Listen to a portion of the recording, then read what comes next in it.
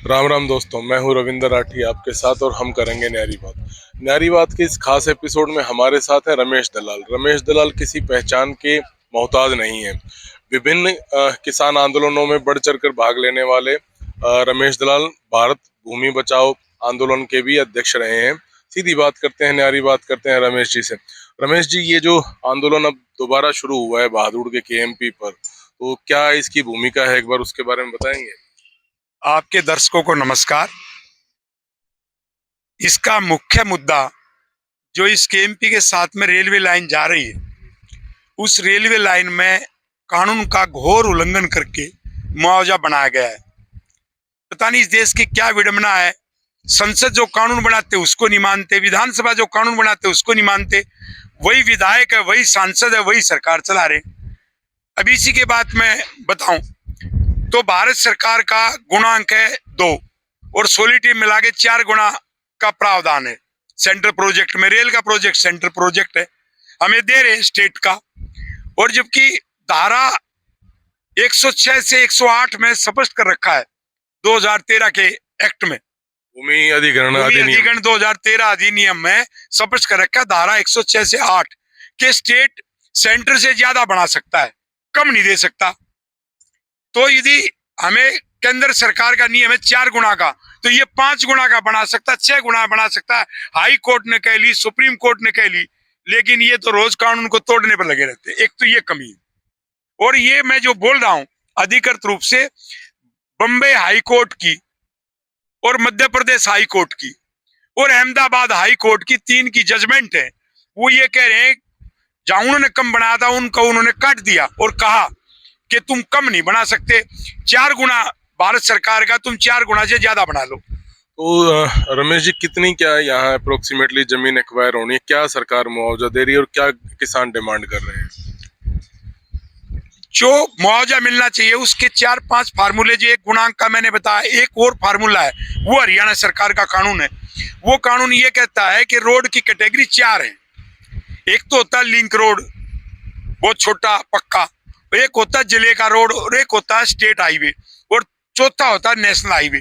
तो उन्होंने कहा यदि सामान्य जमीन का 100 रुपये मिलेगा तो लिंक रोड पे 125 मिलेगा, क्योंकि रोड पे जमीन के रेट ज्यादा होते हैं। और जिले के रोड पे 100 की जगह 150 मिलेगा और स्टेट हाईवे पे 175 मिलेगा और नेशनल हाईवे पे मिलेगा 200। अब ये सबको पता है ये नेशनल हाईवे है, वो केजीपी तो उधर जोड़ी रखा है। न तो इसको स्टेट हाईवे मानते और न इसको राष्ट्रीय राजमार्ग मानते। तो राष्ट्रीय राजमार्ग इसको मान ले तो इसका दुगुना रेट बनता है। यानी कि जितना भी यहाँ का जैसे रजिस्ट्री का रेट उदाहरण के रूप में किसी गांव का 50 लाख है, तो रोड के 2 एकड़ तक जमीन लगते हुए का कानून हरियाणा सरकार का वो मिलेगा 1 करोड़। और 1 करोड़ फिर 4 से गुना होगा 4 करोड़। ये तो हो गया मुआवजा। उसके बाद में एक पुनर्वास नीति है, उसको हम बोलते हैं social impact assessment study, SI study.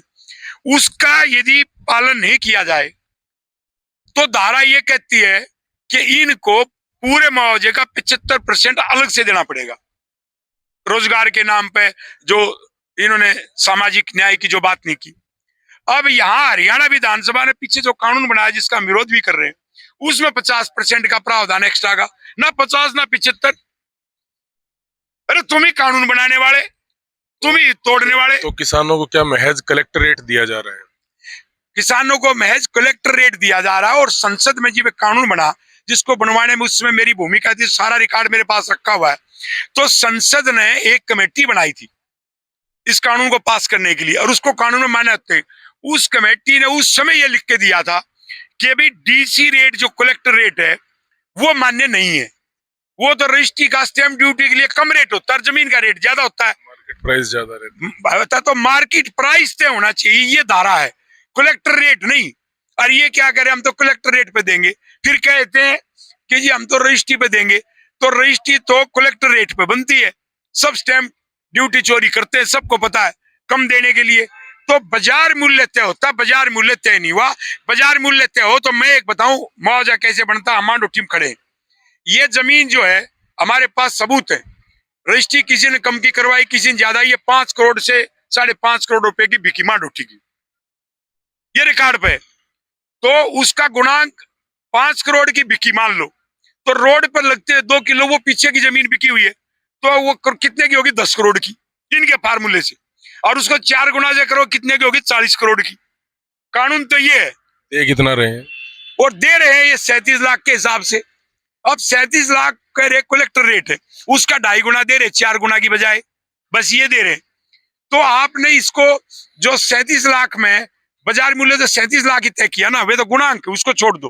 क्या 37 लाख में मांडोठी की जमीन देने के लिए तैयार है? तो मैं ये कहता हूं भाई हम खरीदते हैं, 1 करोड़ का तो मैं ठेका लूं, 1 करोड़ में ये कितनी जमीन मुझे मांडोठी में खरीद के दे रहे, मैं लेता हूं और सरकार उसका फायदा कमा ले। तो सरकार नियम को तोड़ती है, और सरकार खुद ही जब नियम को तोड़ती है उसमें भी कानून है। उसमें कानून धारा 166 है। धारा 166 प्रधानमंत्री, चपरासी सब पर लगती है। वो कहती है जो पब्लिक सर्वेंट है, जन सेवक, उसमें एमएलए, एमपी, आईएएस, आईपी सब आगे, वो यदि कानून का पालन नहीं करेंगे तो उनकी धारा 166 में सजा होगी। तो ये कानून का पालन नहीं, कानून तुम्हारा, हम बता रहे। एफआईआर दर्ज करने वाले भाई वही है, कौन करे? कोर्ट में जाते रहो किसानों को लेके। तो ये जो सरकार है, ये इसको मुआवजे के मामले में एक धोखा दे। दलाल साहब, आपने जल और भूमि युद्ध शुरू किया है, तो क्या क्या इसकी आगामी रणनीति रहेगी? अब मैं जल के ऊपर बात करना चाहता हूँ। SYL का पानी है, वो हमें हरियाणा के निर्माण के पहले ही मिलना चाहिए था, लेकिन हमें नहीं मिला। अब जब नहीं मिला तो मैं आज आपके कैमरे पे बोल रहा हूं, आज हमने ये और तय किया है कि SYL तो हमारा है ही, लेकिन जो हिंदी भाषी 105 गांव है एबोर और फाजिल्का तहसील के, वो कितने दिन पहले कमेटी ने, कमीशन ने ये कह रखा हरियाणा को दिए जाएंगे, तो वो हमें 105 गांव भी ट्रांसफर किए जाए हरियाणा को, और SYL का पानी मिले। नहीं तो इसके ऊपर हम आपको बताएं कि जल्दी हम अगले सप्ताह कोई बहुत बड़ी घोषणा करने वाले, और पानी भी लेकर आएंगे और 105 गांव भी लेंगे। मैं कहता हूं दोनों जगह सरकार है, एक तो महाराष्ट्र में बीजेपी की और कर्नाटक में, और भारत सरकार के वजह से ही उन्होंने मुद्दा उठा दिया कि जो मराठी भाषी है कर्नाटक में, उनको महाराष्ट्र में दो, और वो विचार पे चल रहा है, भारत सरकार विचार कर रही है। तो हरियाणा के साथ भेदभाव क्यों? जब हमारे जो हिंदी भाषी 105 गांव है पंजाब में, तो वो भी हमें दो। जब हमारा बंटवारा हुआ, पंजाब बड़ा भाई, हरियाणा छोटा भाई, तो क्या हरियाणा को हिस्सा नहीं मिलेगा? या छोटा भाई लुट लेकर ने अपना हिस्सा ले? ये तो वही बात होगी, न पानी देना न अपने 105 गांव देना। दलाल साहब, अगर हरियाणा सरकार मुआवजा नहीं बढ़ाती है तो किसान क्या करेंगे? हरियाणा सरकार मुआवजा नहीं बढ़ाएगी तो मैं आपको बताऊं कि पहले तो हम शांतिपूर्वक बैठे हैं, नहीं तो अंत में इसका परिणाम ये होगा कि हरियाणा सरकार यदि और केंद्र सरकार कानून का पालन नहीं करेगी तो फिर कानून का पालन करने की जिम्मेवारी हमारी भी नहीं। इसलिए हम उनको लिख लिख के दे रहे हैं, ये कानून है, इसका पालन करो। वो नहीं करेंगे तो हम भी कानून को तोड़ेंगे, और जब हम कानून को तोड़ेंगे तो ये जो दिखाई दे रहा ना इधर आपका टोल टैक्स, ये परमानेंट बंद भी होगा। ये जो गुड़गांव की नहर यहां से जा रही है, ये भी पानी बंद होगा, और जो दिल्ली जा रहा है वो पानी भी बंद होगा, और एयरपोर्ट भी बंद होगा। किसानों की शक्ति तो बहुत बड़ी है, और हम ये करेंगे और करते आए। तो हम ये कह रहे हैं कि अभी पहले ही आप जो है कानून का पालन करो, हम भी ताकि कानून का पालन करें। हम तो बैठे गांधीवादी तरीके से, और वो कानून का पालन नहीं कर रहे। जब हरियाणा का मुखिया कानून का पालन नहीं करेगा तो एक साधारण नागरिक, एक मांडोठी का या बादली का या नीलोटी का किसान, वो क्यों उसका पालन करेगा? ये सवाल है। मनोहर सरकार के सामने एक बार फिर सवाल उठता है, किसान एक बार फिर मुआवजे को लेकर उबल रहे हैं।